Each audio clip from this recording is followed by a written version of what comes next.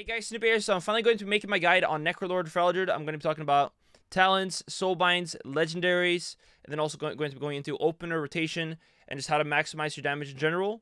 There are a few different ways you can play this this Covenant, so I'm going to be talking about those as well. But yeah, let's dive right into it, and here we go. Alright, starting off, we're going to cover talents. So on the first row, we're going to go with Lunar Inspiration. One of the reasons for this is because we're playing Draught or Draft of Deep Focus, which makes our bleeds and damage over time effects do more damage when they're on one target.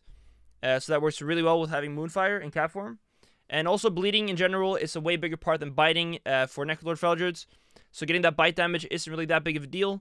And as Sabertooth no longer really extends rips for a long period of time, it's more worth going with Lunar. On 25 row, Wild Charge, pretty much always the best choice. It's very strong and just always nice to have. Renewal can be okay into some things, but in general, just play Wild Charge and you'll be good to go. On the 30 row, we have Rest Affinity, Guardian, and Boom Affinity. Here, it's Resto and Guardian you're going to switch between. Guardian is super nice into a lot of things. You can play it into pretty much everything if you want to. So quite like a safe choice. But Rest Affinity is also quite nice when you can kite people and you can get value out of your Vortex, for example, against maybe Windwalker Monks or other pet classes could be really good. But yeah, just having the off-heals for a healer and teammates is huge. But again, Guardian is also very good into Rogue Mage, jungles, things that will train you and that you can't really escape as easily. Guardian is usually the option to go for. On 35, we have Bash, Mass Entanglement, and Heart of the Wild.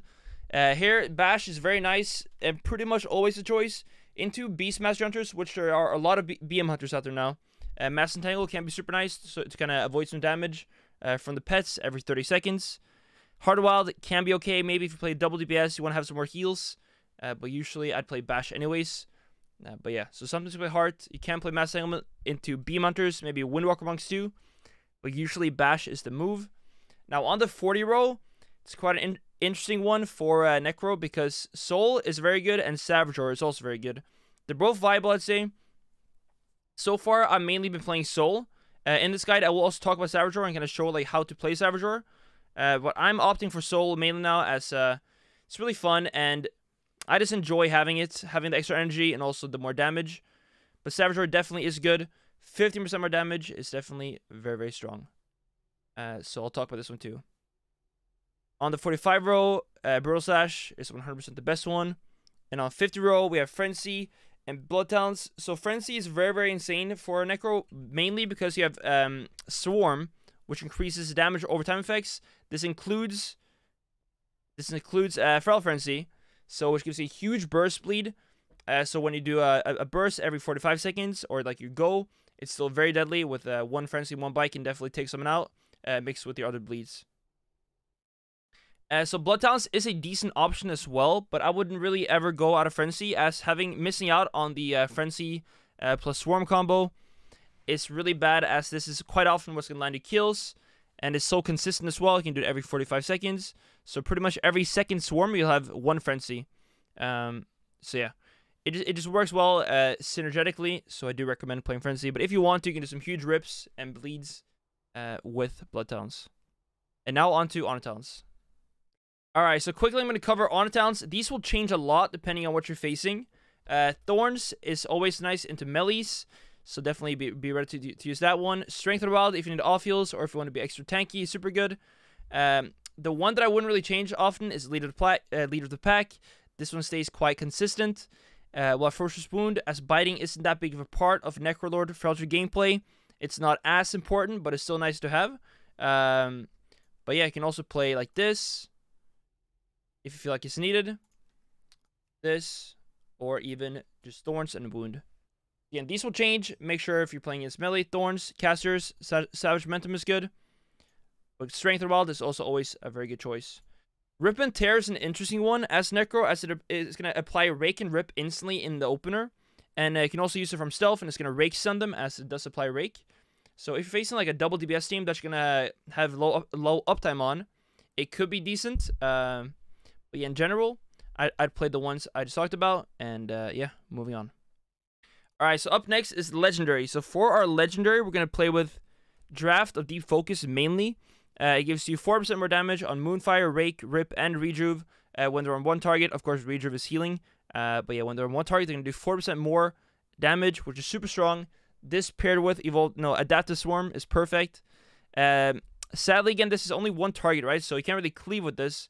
But the damage it gives you overall and just the constant pressure it's going to put on the enemy is huge, which is the reason why I usually play this. You can play Circle of Life and Death if you want to cleave something. Maybe like a double melee team and get some value out of it. But in general, you're going to play Draw it 90% of the time anyways, or Draft.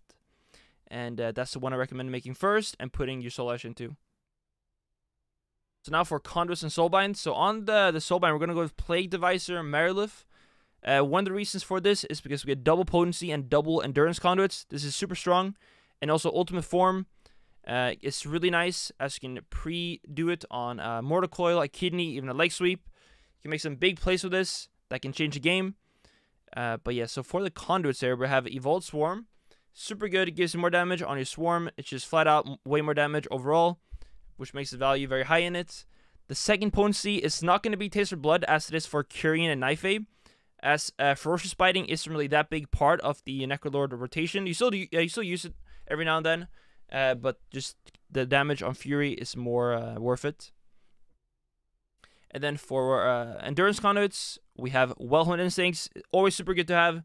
Can save you at times where you usually would have died. And then Innate Resolve, which works synergistically with Well-Honed Instincts. So these two Endurance Conduits are the same ones you would use as Knife and Kyrian. And then the potency ones are completely different from Knife and Kyrian. So yeah, now on to the next part, which is going to be Opener and Rotation. So let's dive into it. Alright, so quickly before we jump into the rotation opener, I want to talk about stats and choice for a Necrolord Freljord. So for our stats, it's going to be Versatility first, Mastery second, Haste, and then Crit in this order. Verse is always really good for PP as it gives you more damage and also damage reduction. So Verse always first, then Mastery. Mastery is going to increase your bleed damage and also bite damage, but mainly bleed damage is what we're going for here as we're playing Necro. Haste will increase the tick rate of these bleeds, which is super good, and then Crit will be the last prio for Necro, even though it's really good, but it does come below Haste, Versa, and Mastery. For sockets and enchants, I'd say you can kind of go for Verse or Mastery, depending on your other stats. My stats aren't perfect. My gear is still kind of bad. It's 221. So I'd say aim for around like 10% Haste, 10 to 15. If you play Soul the Forest, 10 will be fine. If you're playing Savageor, I think you can benefit from going up to 15. For Mastery, I'd say you want to be between 35 and 40, preferably touching 40 almost. And then for Verse, around 30% is good. So you can see my stats are almost this, so it's not too bad. But yeah, okay, now jumping into the rotation part of this guide. Alright, so starting off, Soul the Forest is the talent that I've been playing the most. Savageor is also really good though, and I will touch on Savageor afterwards. It's definitely a viable option. Both of these are good. But yeah, first of all, the Soul the Forest opener is what I'm going to show. So the main elements in this opener is going to be, and your Ghost in general, is going to be Feral Frenzy, Swarm, and Fury. These three is going to give you a lot of damage. So starting off the opener, we're going to do a Fury and Stealth, Rake, Feral Frenzy, Swarm as Frenzy is building up, and then we're going to Berserk before the Rip, and then Rip, Moonfire, and then it can Shred, and then Bite. So that's what we're going to do here. So starting off, we're going to go for a Fury and Stealth, Rake, Feral Frenzy, Swarm, Berserk, Rip, then we Moonfire, Shred, and Bite. At this point, you can also use your Thrash, and Shred again, wait for Smenji, Bite. But the main thing is just kind of getting the full bleeds going. That is number one priority, and then you can start biting. So now between the opener and the second go, the enemy is of course going to be doing a go on you. You gotta try to go defensively, pre-bear if you have to and stuff.